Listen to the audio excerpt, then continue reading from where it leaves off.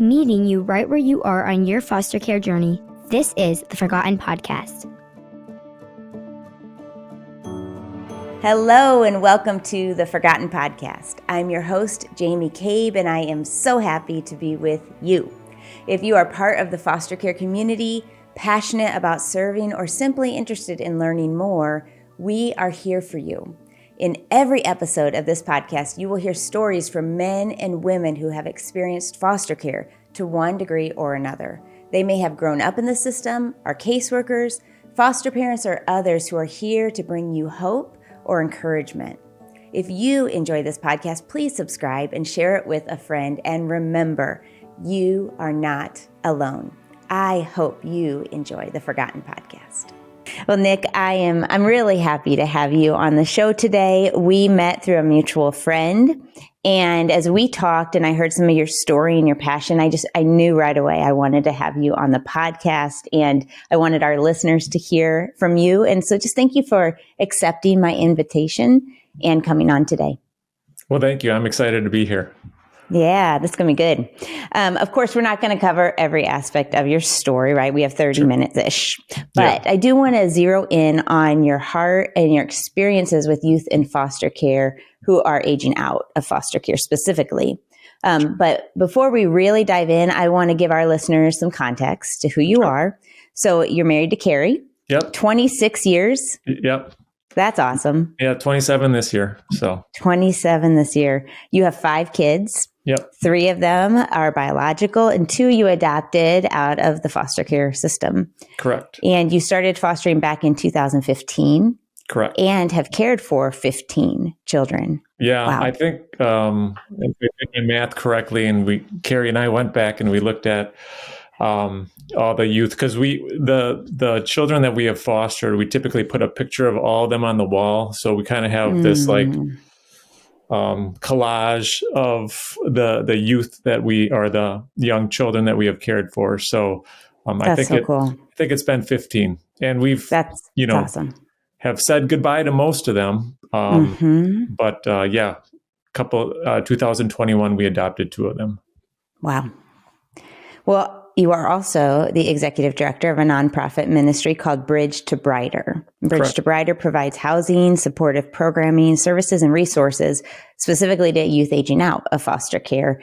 And you're in the greater Milwaukee area. Did I get all of that correct? Yep. They nailed it. All right. Well, I got to ask you, Nick, the life you're living today, what it looks like now, did you expect this when you and Carrie first got married 26, almost 27 years ago? Not at all. When my wife and I got married, actually prior to that, Carrie had an experience when she was doing her student teaching when she was in college. She did a student teaching placement in Michigan City, Indiana. Okay. And there was just a little boy that was in her classroom that touched her heart. And she, from that day forward, wanted to foster. Really? And I remember her, sharing that story with me. And, initially I was a little bit reluctant. At that time, we were just dating. Oh, and wow. So, when you think about, getting married, I think first, typically you think about your own family, having your own children. Sure. And, we were blessed to have our own children. Not everybody is. But as, our life progressed, raising our kids, we're a very, faithful family, regularly go to church and everything. There came a point when our kids were a little bit older that we, had the conversation with them about fostering. And for us, it definitely is a family decision. It's a big decision. We needed to make sure for us and our family that everybody was all in, because there are so many dynamics. You think about the needs of your, I'll say, biological children, and just meeting those needs. And we have raised our kids to, in the realm of service and giving to others. So this, fostering is definitely that and then some. Mm-hmm. And so that was taking on a big responsibility, and that's a big ask for your biological kids. And they were fortunately old enough where, we wanted their input and their feedback into that decision. So, and they you know what, they were all in as well, and they want to help. And so it's been wonderful. It's I mean, we've fostered quite a few kids, so it's challenging. It's there's a lot of dynamics and how that affects the biological children and then the children that you're fostering. And you're bringing these children into your home and treating them as your own, for sure, and loving them as your own. And that connection almost happens instantaneously. Wow. So talk to me about what does that conversation look like with your kids? Or maybe it was a series of conversations, but in general, like, what were kinds of things you were telling your kids when you said we're considering fostering? What did that look like? Well, we feel pretty strongly about serving a bigger purpose, a higher purpose. So, there was a lot of prayer behind it, talking with God, and our children being part of that conversation. We wanted them, to be on board, as I said earlier. So, the conversation was like, how will this affect our family dynamics? We're going to have to give attention to a child who is in need of care that we're bringing into our home. And, I know I do, and I'm sure Carrie does. I think I can speak for both of us. When you bring a child into your home, or even like going from one child to two children in your home, like with our biological children, you just physically can't give as much time to each child.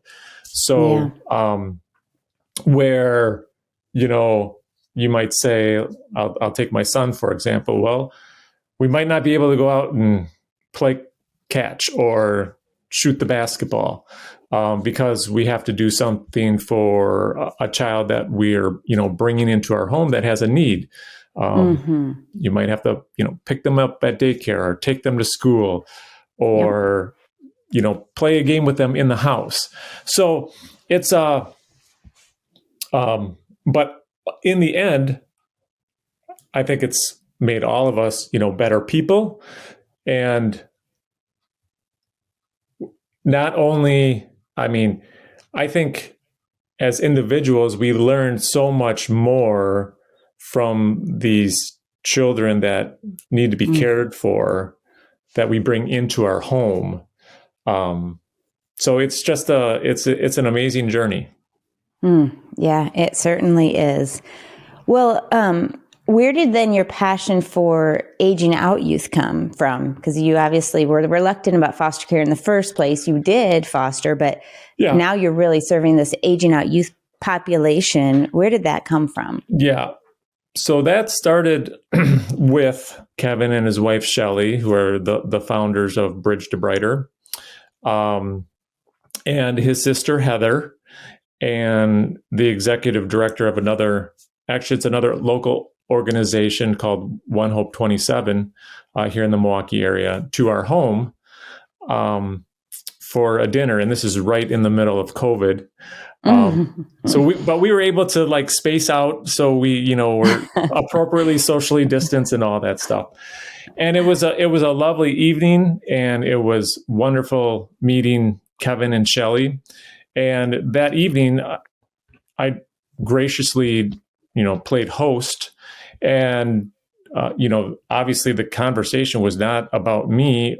And so at the time, I was just listening to Kevin and Shelley and all the things that they were talking about. and what they wanted to do and share. And just the whole evening, I sat there and I'm like, wow, I would really like to be part of this. So after the dinner that evening, a couple of days later, I had reached out to Kevin. And over the course of the next 6 months, we had exchanged emails, phone conversations, ideas about areas of need that Carrie and I saw in the foster care system because of the work that we had done. And, as there's so many good organizations and good people out there doing this work, but as we know, there are deficits in the child welfare system. And, so where could we have impact and make a difference? And I shared maybe 5 or 6 ideas with Kevin, and we talked about them. And, he prayerfully thought about it. And at one point he said, okay, let's do this. So, he made the decision to bring me aboard as the executive director and move forward with Bridge to Brighter. And at the time, one of our goals was to come up with the name. But in that process, we had also come up with our mission, vision, values. And through, I'll say, prayer again, Kevin kept coming back to youth aging out of foster care. And I'll be honest, at the time, I had a more broad idea of the need that we could fill. And Kevin was really big on let's do one thing and let's do it well. And so as we continue to have conversations, it was very natural, to focus on youth aging out. And it's been wonderful. I mean, it's just amazing. And I mean, you take that just that one need of youth aging out of foster care, and you realize when you just focus on that one thing, the many, many things that fall under that umbrella. So for us, to Kevin's credit, for us to try and tackle a whole bunch of different issues within the foster care system would have been extremely difficult. It's extremely difficult just focusing on one of them. Yeah, right. So that, it's like I said, it's been great, and it's been a wonderful. In April it'll be 2 years, and we placed our first youth back in December of 21. So it's only been a little over a year that we've been housing young men who have aged out of foster care. And we've learned a great deal this last year. We've made a lot of changes and improvements to our services and our programming and our resources already. And I'm super excited about what this next year brings. Right now we have 4 young men that we're housing that are doing a really good job, and we're super excited right now. And we have a number of referrals in the hopper, so to say, that we're processing, and we hope to have our property filled soon, our facility where we house the young men. We have an 8-family apartment unit complex in the Milwaukee area where we're housing those youth, where they have their own apartment. All the units are 1 bedroom, 1 bath, and we're helping them make that successful transition to adulthood. Yeah. So long answer to your question. Sorry. Yeah. Well, no, that's okay. And the passion really, it sounds like, has come. It didn't start necessarily with aging out youth, but God led you towards that, and that's how the passion has developed. Is that accurate? Absolutely. Yeah. Absolutely. And that is really, like, when I think about Kevin and how he looks at things, that's exactly it. He always says, let's see where the good Lord leads us. And so, I mean, we both, through a lot of prayer, are serving this population that there is such a great need, and is underserved and has so many needs. Yes. And I want to get into that because here at TFI, we share a similar passion, just for the foster care community because they feel forgotten. So many, too many Yes. feel uncared for. They Yes. feel misunderstood. They feel Yep. alone, right? It's not meant to be this way. That's not the desire of our creator God when before sin, broke down everything. And that's one reason we started this podcast was really just to bring awareness, to share the stories of the foster care community. We want to make the foster care community known, not just so people know, but we want to help the church primarily, but all people to see these children, these parents, these youth, these workers, as valuable as Jesus sees them, right? Yes. Worthy of dignity, deeply loved, invited. Yes. To come to him and live abundantly. And yes. I want, as we're focusing in on youth aging out, help us better understand. You kind of just briefly mentioned, but give us an overview of what you have learned. What is it like for a child? Get us behind the eyes, get us into the heads and the hearts of these young people. Wow, that's a deep question. But to answer it, I would say first, my heart breaks for these youth. No youth should have to experience what these kids are experiencing. Right. And to your point earlier, it's unfortunate that, they have to go through what they go through and feel what they have felt. Many of these children, they all feel that everybody is going to give up on them. And, that sense of abandonment. These young men that we're helping, you can just see it in the decisions that they make and as they come in. And again, we try and help them with all these things, but they're in a constant state of fight or flight or freeze. I mean, that's how they're used to living and surviving. And I don't like the expression, but I will use it. Unfortunately for young men, upwards of 60% or more, they're typically on a path of, going to jail or being in juvenile justice or being arrested, having some encounter with the law. And for many of them, they don't know anything different. When you look at the generational issues or the societal issues, it's in their family line that everybody I know in my family goes to jail. And so what else, do they know? And then, there's other issues of, neglect, abuse. I mean, we've had youth that have had a long history of abuse. And so one of our goals is, addressing the mental health and the trauma, and our focus is on helping them heal and providing them the programming and resources to help them do that. Yeah.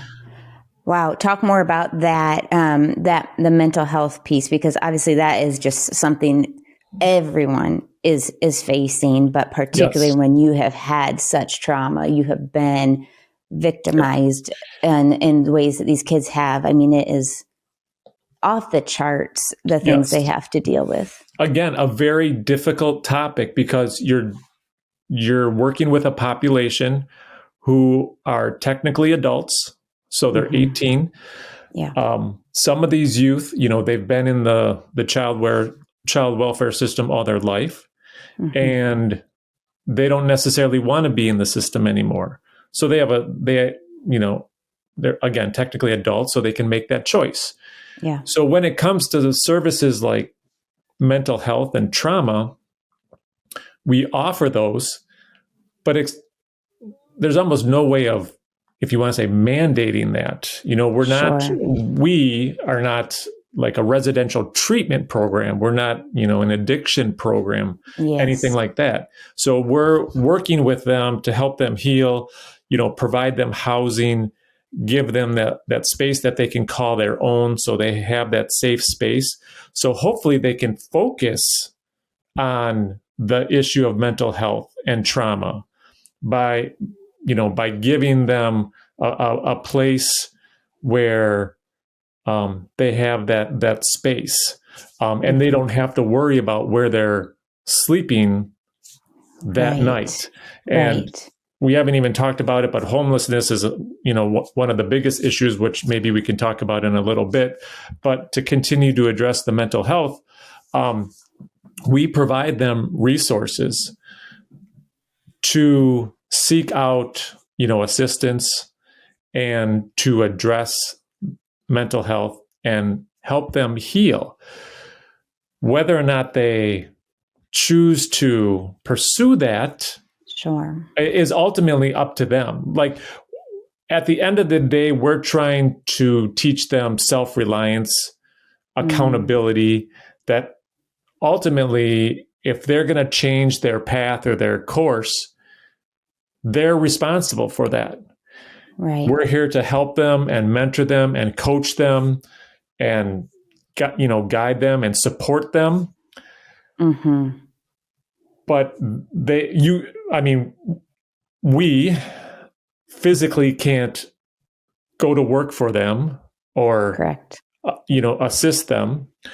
Right. And fortunately, with the youth that we're currently serving, we're starting to see them, advocate for themselves, advocate for each other, hold each other accountable. And that's a really good thing to see. We're really seeing them start to create that sense of community, which is what we want. So they, support each other. They have some things in common that they've experienced.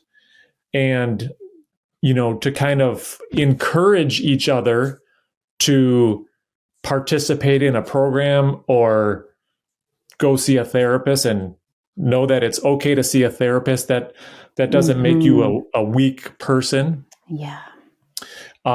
It's really heartwarming to see that, but it's a constant, daily struggle.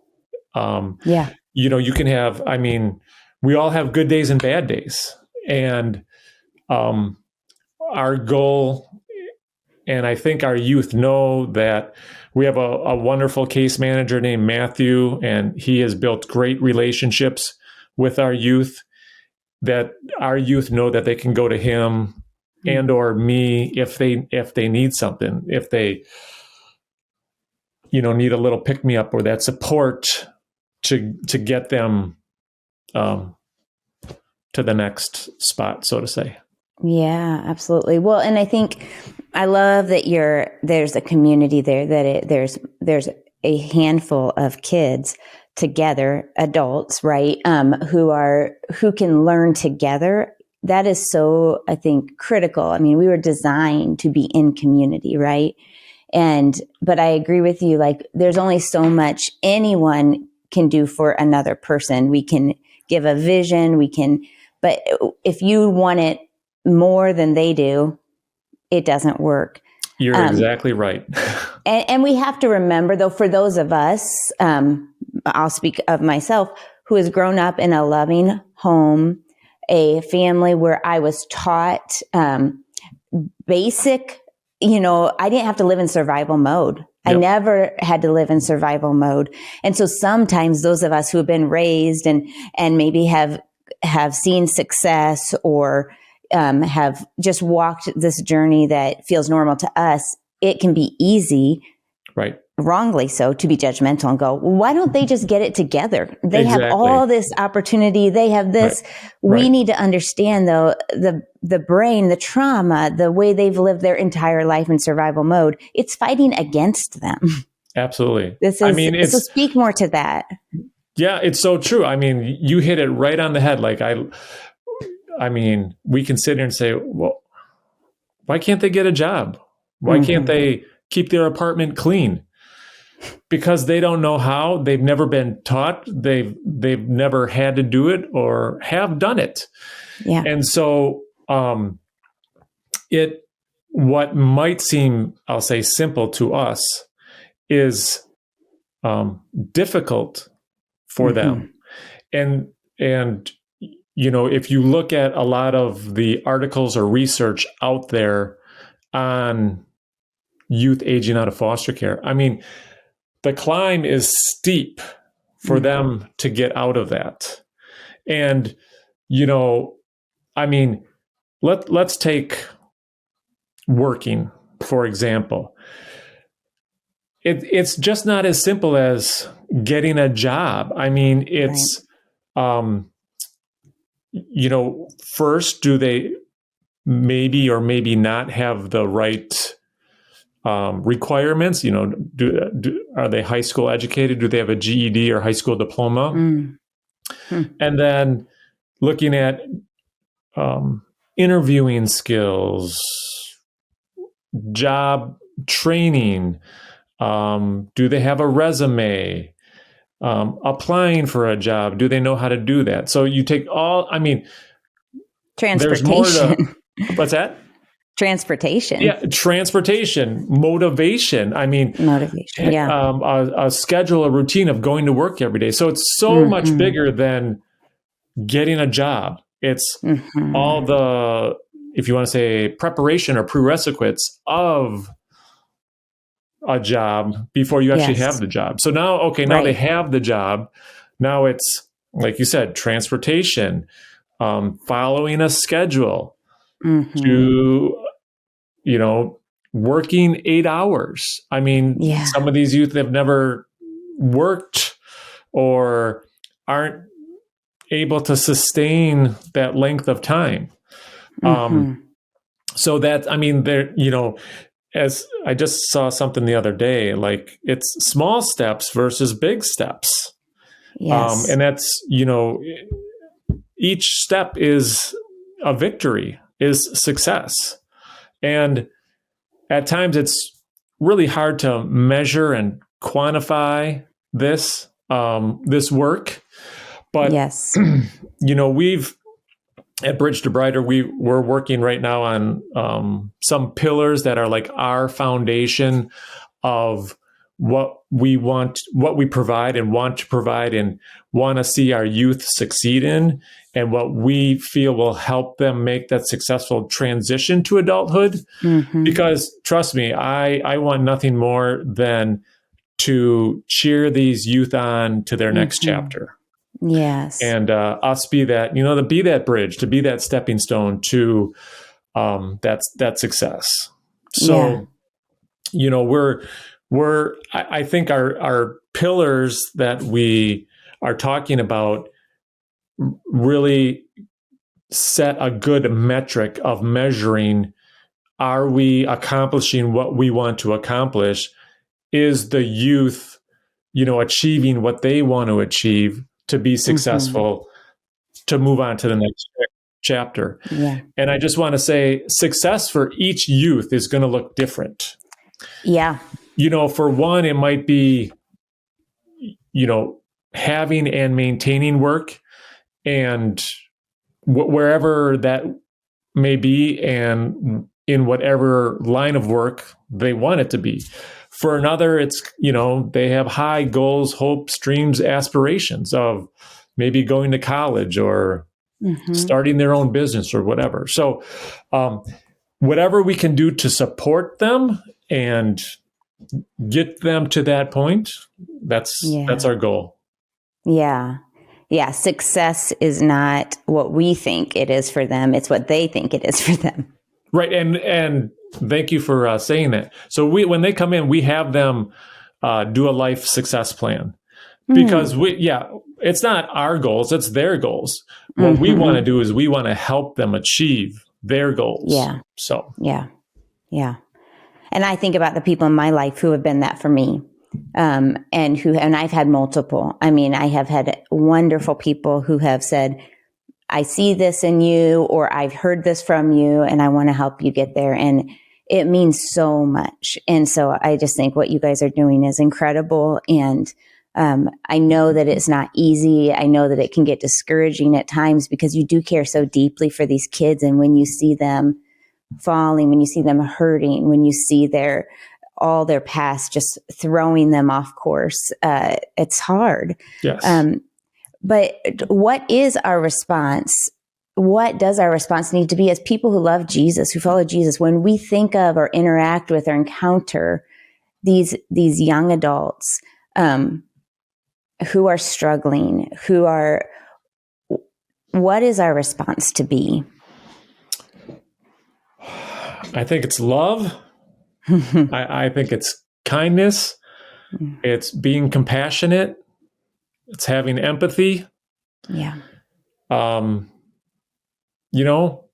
Treat others as you would want to be treated. And we can't be so quick to judge in a situation. Like, you don't know whether it's the youth that we serve or somebody else walking down the street.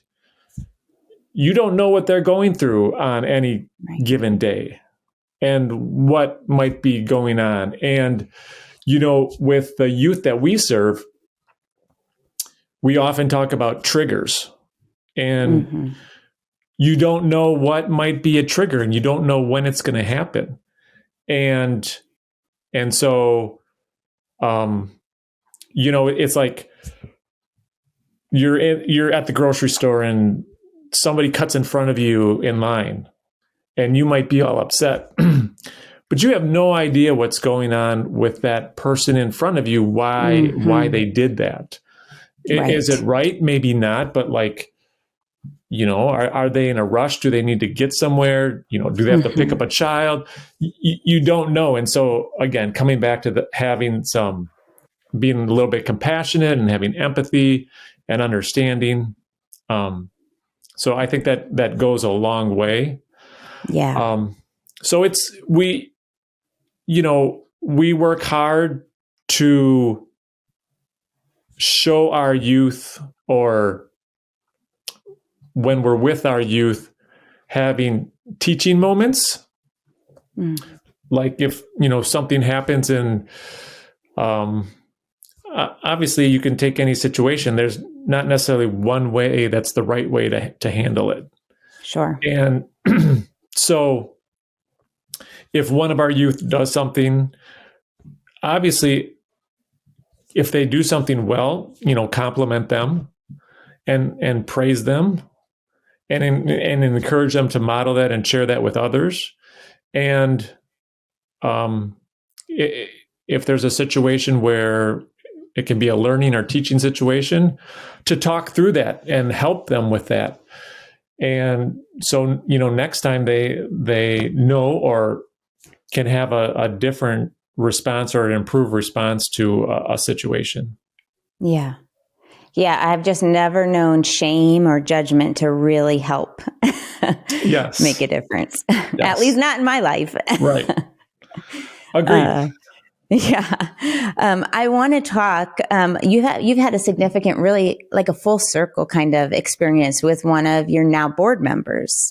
I remember you talking about this when we first met. Can you share that story? Well, it's a pretty amazing story, and I think you're talking about Carlos, correct? Correct. Yeah. So again, this goes back. One of the children that we adopted, Raphael, we got him when he was 6 months old. Carlos is his biological father. And, just because of circumstances, Carlos is young enough to be my son. But again, he's his own person. He is a success story, to say the least. But through Carlos was in the foster care system, and he had Raphael when he was young, and so Raphael wound up being in the foster care system.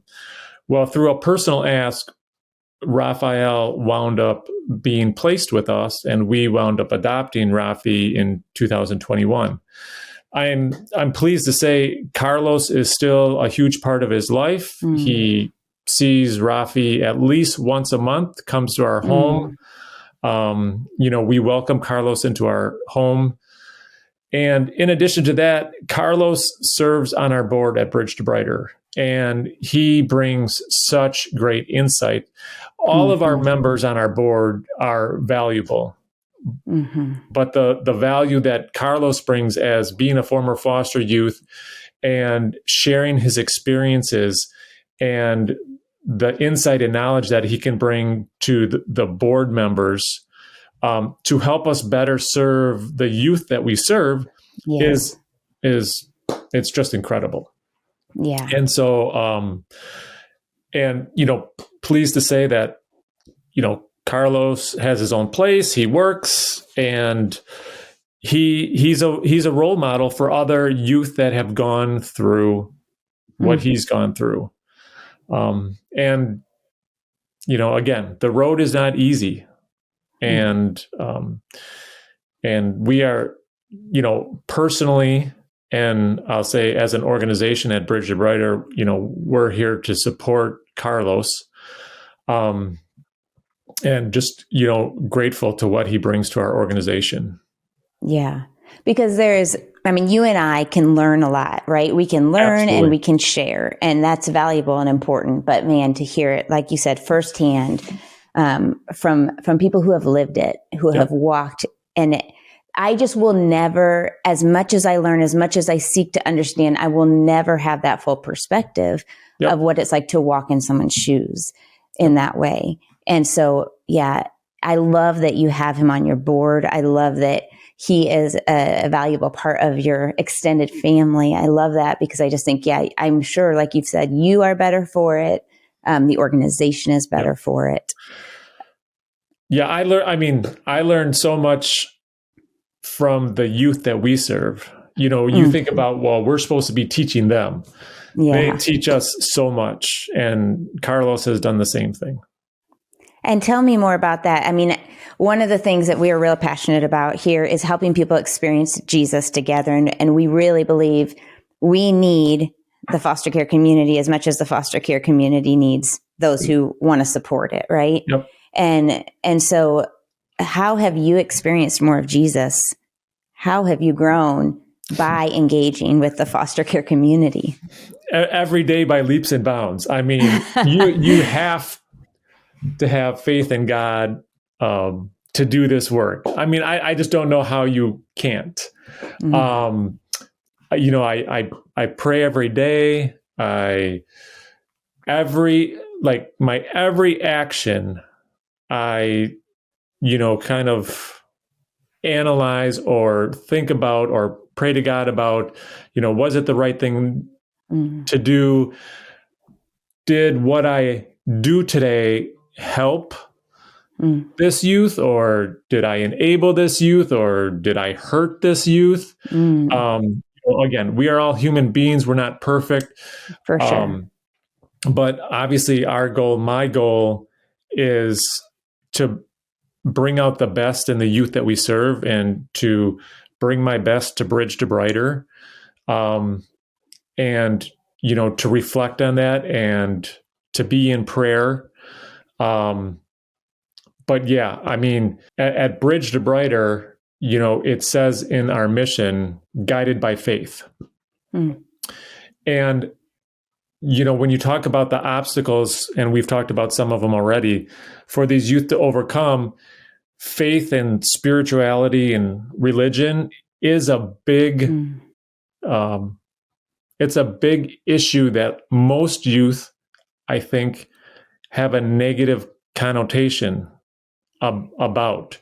That's when you bring up that topic, there's a lot of pushback. And so that is one of our goals again, we don't want to push religion on the youth that we serve, but can we bring a faith or spiritual component to the youth that we're serving? And how can we do that in a way that is accepting to them, that that we can maybe lead them towards maybe that faith or spiritual journey. Mm-hmm. And, I'm not one who you have to believe this or do this. That's me that, that's for the individual to decide and figure out. But to provide exposure and to provide the opportunity, I think, is really important. Yeah. Amen. Do you have any final thoughts, Nick? Any encouragement you want to give to our listeners as we close out here? Well, a couple of things. First, I just want to say thank you for having me. Thank you for the work that you do in supporting the people that do this work. That is super important.